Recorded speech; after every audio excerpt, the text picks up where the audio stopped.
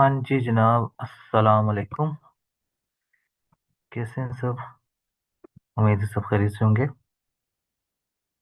अच्छा जी। लास्ट हमने कहाँ तक पढ़ लिया था? कहाँ तक हो गया हुआ था हमारा लास्ट लेक्चर? मुझे काइंडली ये बता दें ताकि फिर हम शुरू करें। मेरे ख्याल से क्वेश्चन नंबर 7 हो गया हुआ है। जहाँ तक मेरा ख्याल है क्वेश्चन नंबर 7 तक हम कर चुके हैं। ऐसे ही है। क्वेश्चन 7 ठीक हो गया, इसका मतलब क्वेश्चन नंबर 8 करना है। डन। ठीक है। फिर ऐसा करते हैं, क्वेश्चन नंबर 8 पढ़ना। बल्कि होमवर्क में दिया हुआ था शायद मैंने। ओहो, ये तो मैंने होमवर्क लिखा हुआ है। किस किस ने होमवर्क किया है? ये जरा ईमानदारी से बताना जरा मुझे कि क्वेश्चन नंबर 8 किस किस ने होमवर्क में किया है। मुझे जहाँ तक याद पड़ता है, मुझे शायद किसी एक बच्चे ने होमवर्क भेजा है, बाकी किसी ने होमवर्क भेजने की जहमत नहीं की है। एक बच्चा है सिर्फ जिसने मुझे होमवर्क सेंड किया है। बाकी किसी ने मुझे होमवर्क भेजने का कुछ नहीं सोचा। हाँ जी, बताएं जरा।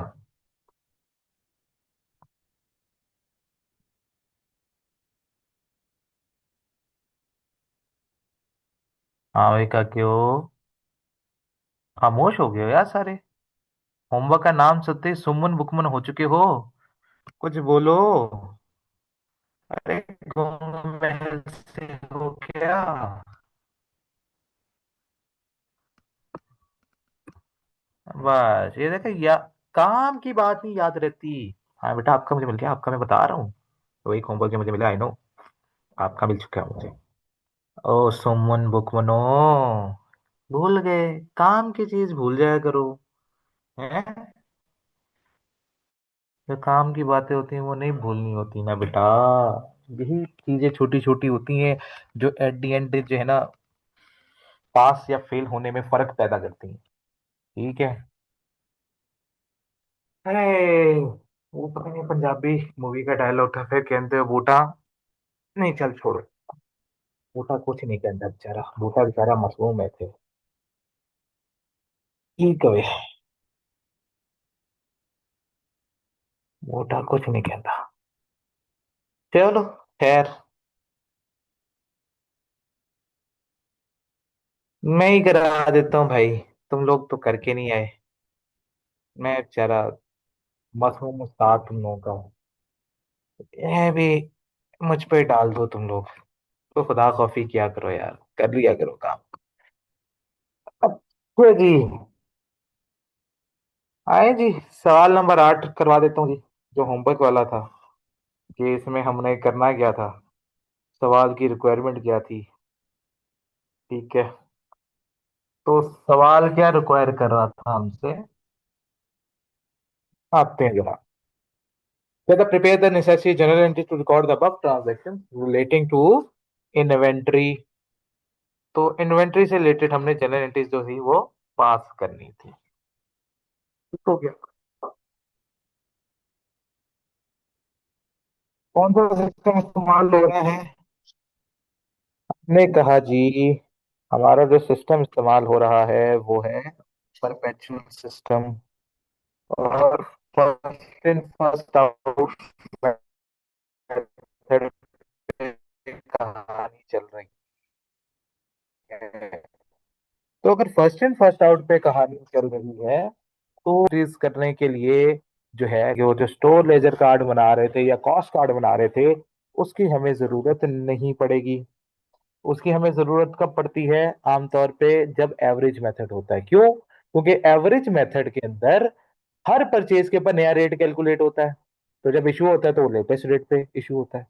तो वो एक हमारा छोटा सा मसला है। तो ठीक है, इसको तो हम बगैर बेसिकली कॉस्ट कार्ड, मैं क्योंकि कॉस्ट कार्ड बनाने की हमारे पास कोई रिक्वायरमेंट भी नहीं है और उसने मांगा भी नहीं है, सिर्फ जो है एंट्रीज पास करनी है, वो तो सीधा सीधा कर देंगे।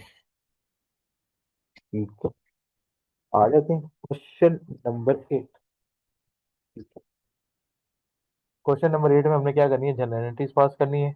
और मैं जो फिगर्स हैं वो राउंड टू वही ले लेता हूँ, रुपीज 1000 ले लेते हैं। जनरल एंट्रीज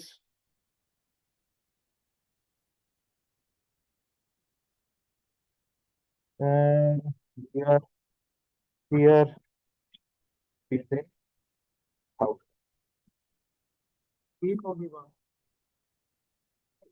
तो ओपनिंग इन्वेंट्री की जनरल एंट्री पास होती है। पहला सवाल, क्या ओपनिंग इन्वेंट्री की जनरल एंट्री पास करूं या नहीं करूं? हाँ जी, बताएं।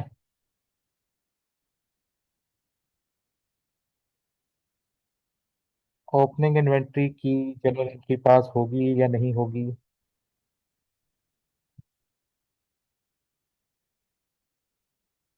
मेरे गुंगो, कुछ बोलो। Yes, good. हम सिर्फ प्रेडिक्ट नहीं करते हैं, इसमें तो नहीं होगा तो ओपनिंग इन्वेंट्री की जनरल एंट्री पास होनी ही नहीं। तो इसको इग्नोर करो, करेंगे जैसे घर में तुम्हें इग्नोर किया जाता है, वैसे ही हम इसको भी जनरल एंट्री में इग्नोर कर देंगे।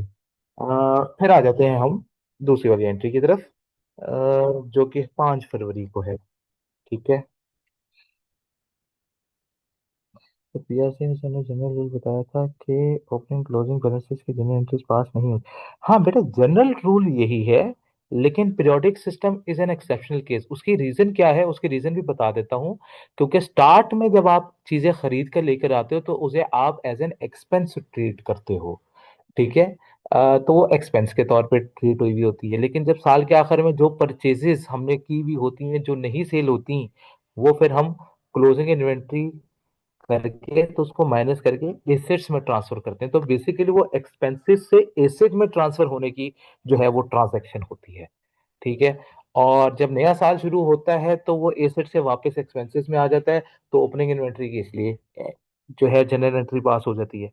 तो वे बेसिकली एक्सपेंस से एसेट में ट्रांसफर होने का और एसेट से वापस एक्सपेंस में ट्रांसफर होने की वो जनरल एंट्री होती है। अदरवाइज जनरल रूल यही है कि ओपनिंग और क्लोजिंग इन्वेंट्री की जनरल एंट्री पास नहीं होती। डन। चलो, ओके हो गया।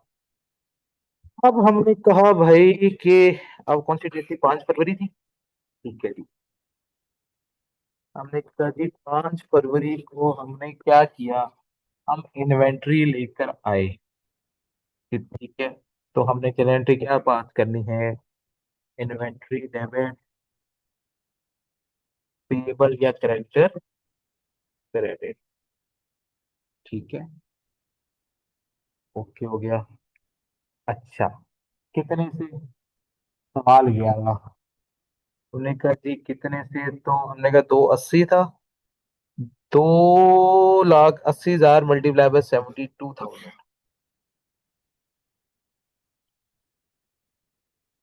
तो 7,200 तो कितना आ रहा है? बल्कि 3 0 काट दो ना इसके अंदर से, शामिल हो जाएगी थोड़ी। तो आप इसको करो, 280 को 7,200 से मल्टीप्लाई कर दो, बताओ क्या आया जवाब।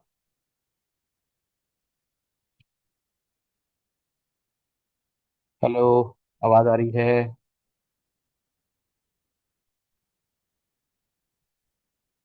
हाँ। हाँ, बताएं कितना आ रहा है, 280 मल्टीप्लाई बाय 7,200। ठीक है। कहीं कहीं प्रॉब्लम कर रही है। अच्छा, तो कहीं कहीं प्रॉब्लम करने की वजह ये है कि तो प्रॉब्लम।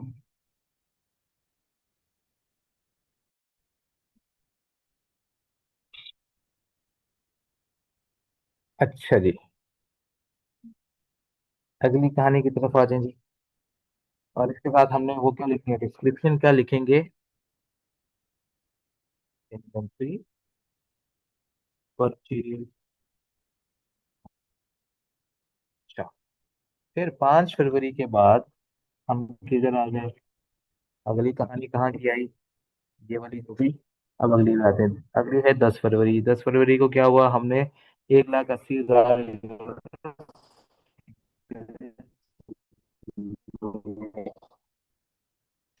क्वेश्चन फर्स्ट आउट चल रहा है।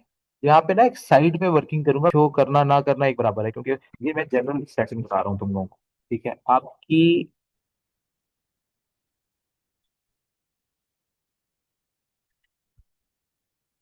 आपकी बेसिकली ओपनिंग इन्वेंट्री कितनी थी? 220 की। ठीक है। और उसके बाद जो खरीद के लेकर आए हो वो कितना है? 280 लेकर आए। ठीक है, ये याद रखिए। अब आपने जो इशू किए हैं वो कितने किए हैं? 180। 180 किस में से किए हैं? शुरू वाले में से, ये 220 वाले में से। 220 वाले का रेट क्या था? 220 वाले का रेट था 7,000। ठीक है। तो इसमें से आपने 180 क्यों किए? तो 40 बाकी रह गए हैं। तो वो जो 180 है उनकी हम एक वर्किंग करेंगे। ठीक है। कौन सी? फरवरी को 10 फरवरी। तो हमने कहा वो बेच दिए मैंने। तो बेचने की एंट्री क्या होगी? Cost of goods sold debit और इन्वेंट्री रेस्ट। ठीक है। और कितने का होगा भाई? हमने कहा जी 180 बेचे हैं। कौन से वाले? 7,000। तो 1200 काट दिया जाए। इसमें कोई मसला?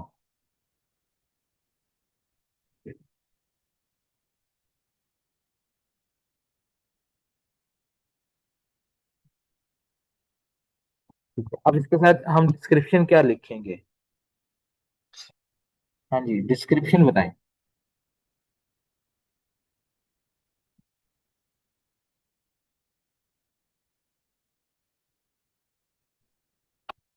हाँ जी।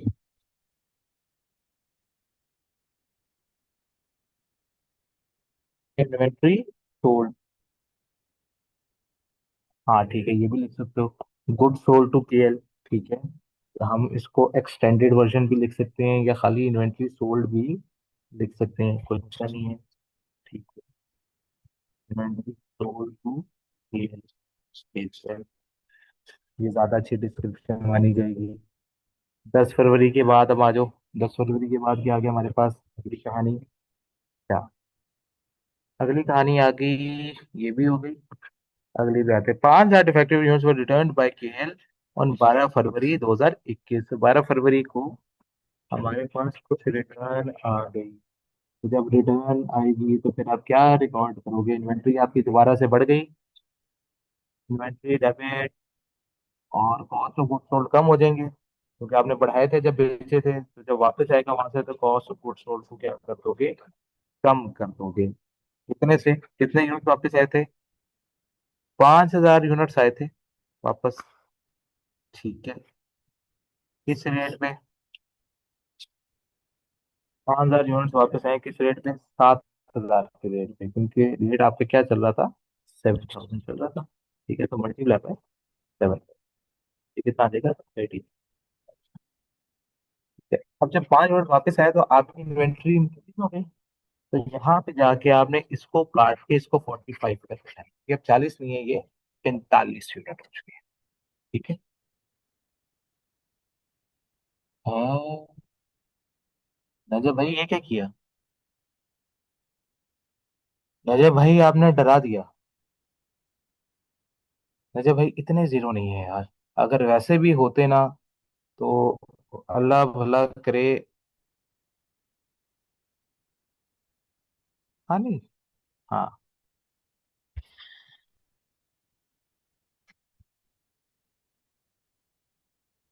1 मिनट। हम गलती कर रहे हैं। हाँ, मेरे से गलती हुई नहीं। नजर भाई आप ठीक हैं यार। नजर भाई गलती मेरी है यहाँ पे। ओहो। मैं क्या कर रहा था? मैंने ध्यान नहीं दिया। ऊपर मैंने रुपीज इन थाउजेंड लिखा हुआ है और कॉमन में मिलियन लिए जा रहा हूँ इतनी देर से, है ना? हाँ। यहाँ पे मुझे मैं कई दफा लिख देता होता हूँ। मुझे बता दिया तो बड़ी गलती है। बोलता ठीक है। 3-0 कॉमन ने। आप ठीक है नजर भाई? आपका ठीक ही था, कोई मसला नहीं है।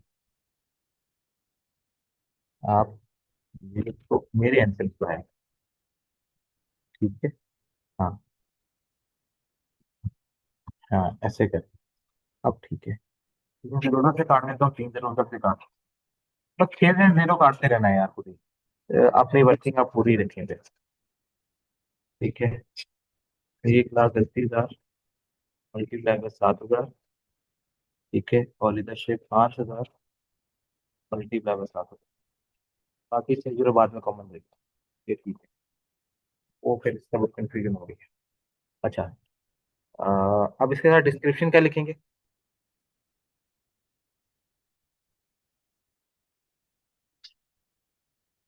Inventory return from customer. हाँ, सेल्स रिटर्न भी लिख सकते हो, ये भी ठीक। सेल्स रिटर्न में भी कोई मसला नहीं। या इन्वेंट्री रिटर्न फ्रॉम कस्टमर भी लिखा है कि आपको बताया है, तो कस्टमर ने चीज आपको वापस कर दी। ओके। 12 फरवरी भी हो गया। अब आ जाओ जरा नंबर 5 पे। 5 कह रहा है 30% of the defective units return to SL had a manufacturing fault and were returned to the supplier on 15 फरवरी 2021। 30% जो वापस आए थे, कितने वापस आए थे? 5,000। 5,000 का 30% कितना बनता है? 5,000 का 30%। हमने कहा जी 5,000 का 30% बनता है 1,500। 1,500 यूनिट्स मैंने वापस कर दिए। 1,500 यूनिट्स मैंने क्या कर दिए? वापस कर दिए। मैंने कहा ठीक है, कोई मसला नहीं है। अगर आपने 1,500 वापस कर दी हैं तो हम भी कर देते हैं वापस। डन करें। तो ये जो 1,500 यूनिट्स हैं मैंने वापस किए, तो मेरा उधार कम हो गया। क्रेडिट डेबिट, और इन्वेंट्री मेरी कम हो गई। Inventory debit. ठीक है, कितने से? 1,500 मल्टीप्लाई बाय कितने? 7,000। तो कितना आ जाएगा? बताएं।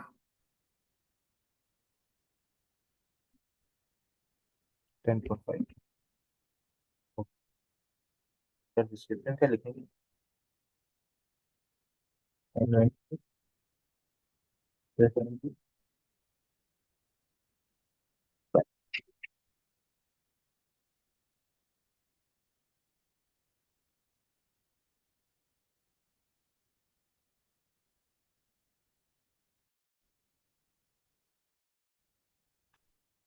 अच्छा जी।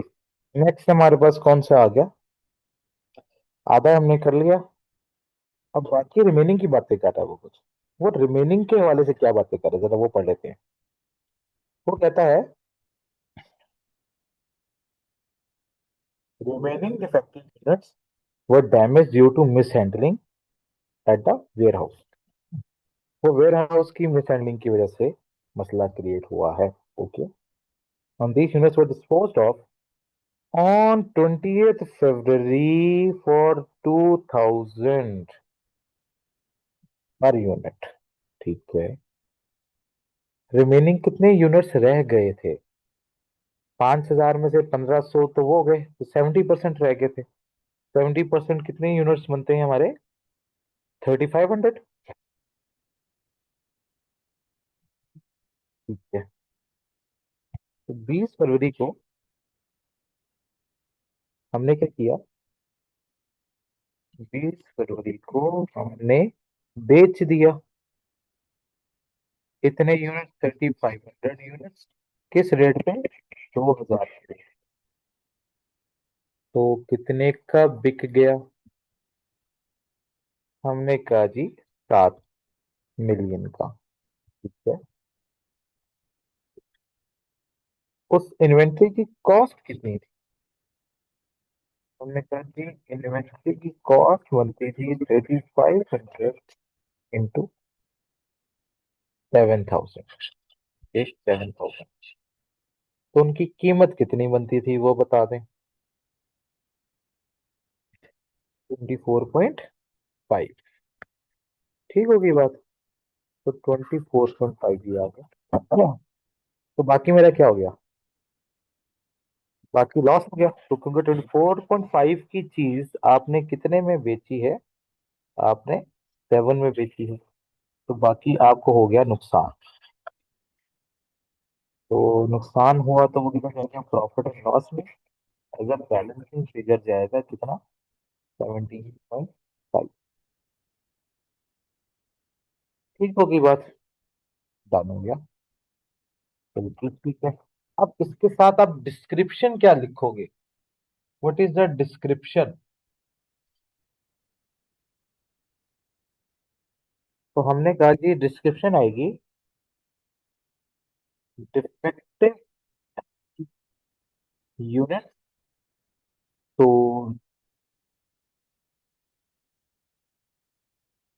ठीक है डिफेक्टिव यूनिट। तो चलो, कहानी होगी हमारी मुकम्मल। तो जब ये होगी मुकम्मल तो फिर हम आगे छठे पे। छठे पे क्या कह रहा है? ठीक है, ओके, ये भी ठीक है, डिस्क्रिप्शन नॉट बैड। अच्छा जी, number 7, number 6, 5,000 units were sent to KL on 22 Feb in replacement of the defective units returned। अच्छा, तो 22 फरवरी आ गई। 22 फरवरी को हमने क्या किया? बेसिकली 22 फरवरी को हमने उनको रिप्लेसमेंट यूनिट्स भेज दिए। तो हम क्या एंट्री पास करेंगे, cost of goods sold debit और इन्वेंट्री। कितने? 5,000 यूनिट्स हमने भेजे थे, और उनका रेट क्या था? 7,000 का उनका रेट चल रहा है। तो कितना आ जाएगा? 35। ठीक है। अब इसके साथ हमने डिस्क्रिप्शन क्या लिखनी है, रिप्लेसमेंट यूनिट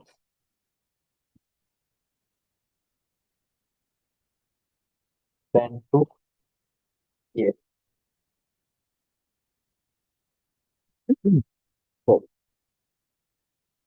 ओके हो गई कहानी। फिर 22 फरवरी के बाद अगली कहानी क्या आई हमारे पास?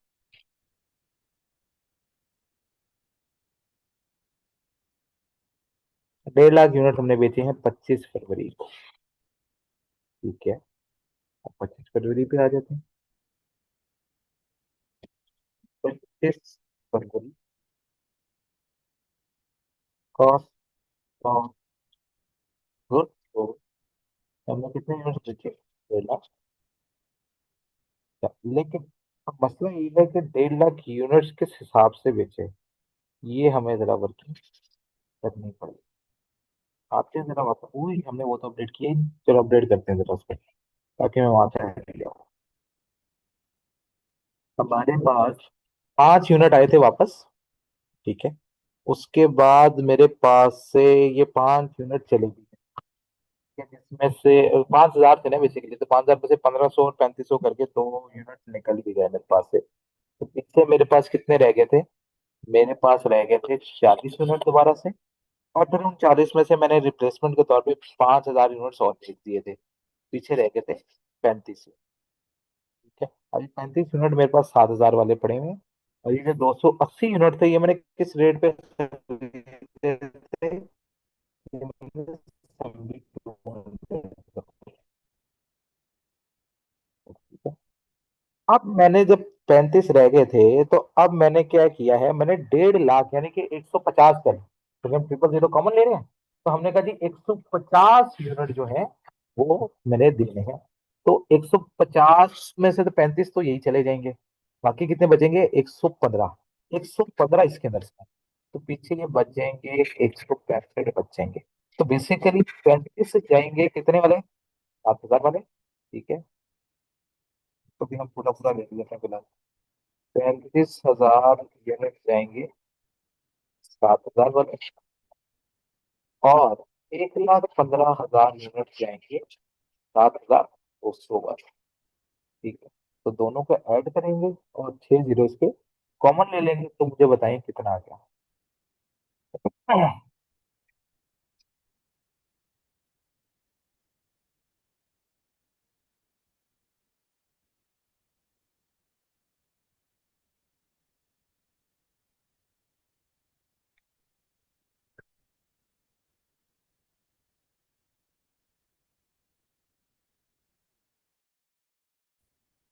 नाइन।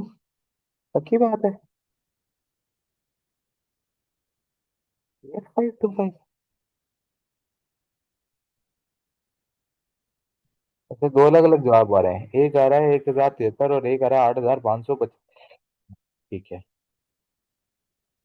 1073। ओके।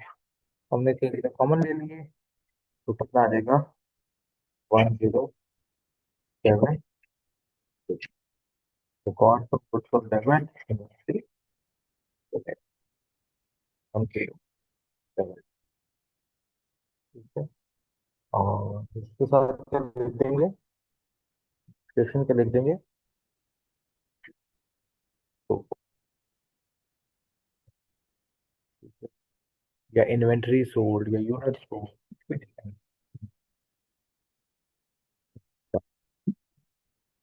25 फरवरी के बाद क्या कहानी आएगी, इस पे आते हैं।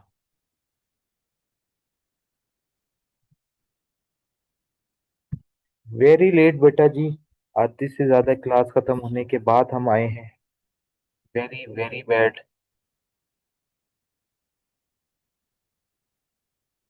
28 फरवरी। ओके। इसलिए कहते हैं पैकेज एक्स्ट्रा करा कर रखा तो मोबाइल नेट जिंदाबाद।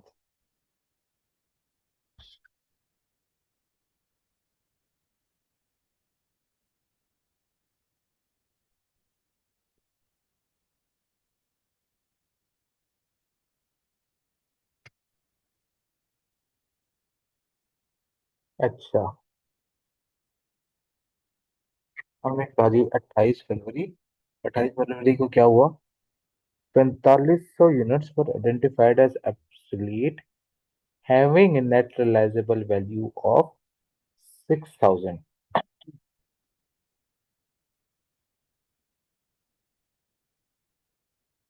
अच्छा। 4500 यूनिट्स ऑब्सोलीट हो, ठीक है, उनकी नेट रिलाइजेबल वैल्यू 6000 है। वैसे उनकी वैल्यू क्या थी?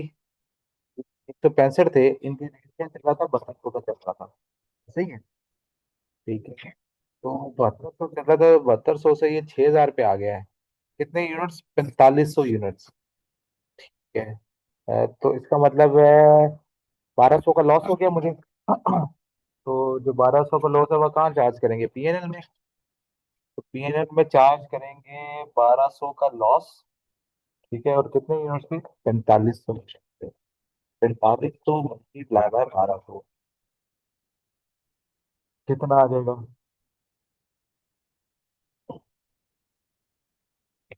इन्वेंट्री की वैल्यू मेरी। बेटा जी, ये जो होमवर्क था ना, ये वो कर रहे हैं हम। तो अगर आपने होमवर्क नहीं किया तो भले, और होमवर्क किया है तो भी भले। हाँ फिर ठीक है सर, इसका मतलब होमवर्क नहीं किया है ना?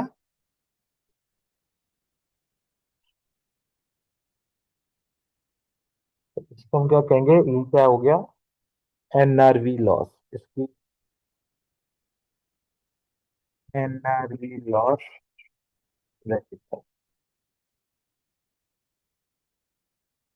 ओके। फिर 28 फरवरी का अगला काम क्या था? पे आते हैं, पांच यूनिवर्सल फाउंड मिसिंग। ये तो मिसिंग ही हो गया ना 28 फरवरी को। तो ये तो पूरा का पूरा नुकसान हो गया।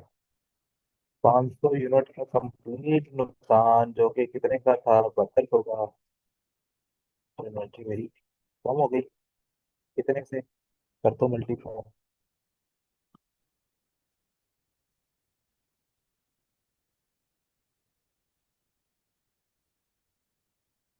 3.6। ठीक है। हाँ ठीक है। ऑप्शनल लॉस भी लिख सकते हो, एनआरबी लॉस भी लिख सकते हो, दोनों बातें ठीक है। अच्छा, इसकी डिस्क्रिप्शन क्या आएगी?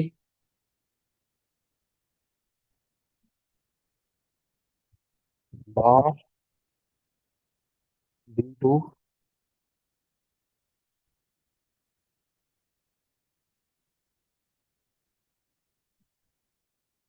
Missing units. इसीलिए तो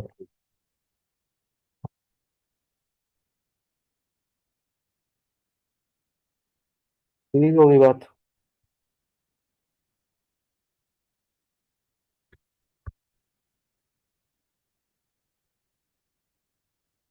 डन होगा। नहीं, ये वाला समझ लोगे। ये पास्ट पेपर में कितने नंबर का सवाल था? 9 नंबर का सवाल था।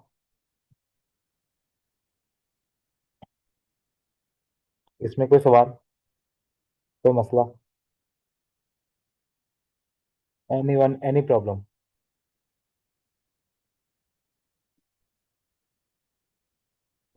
हाँ जी भाई, बाकी भी बताओ। बाकियों को कोई मसला?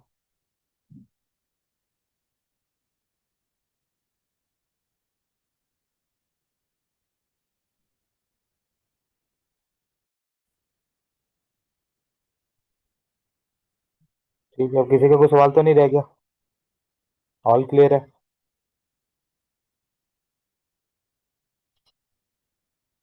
ठीक है जनाब, फिर अगर किसी का कोई सवाल नहीं है तो बाकी फिर इंशाल्लाह अगले लेक्चर में मुलाकात करेंगे भाई। तब तक के लिए अल्लाह हाफिज।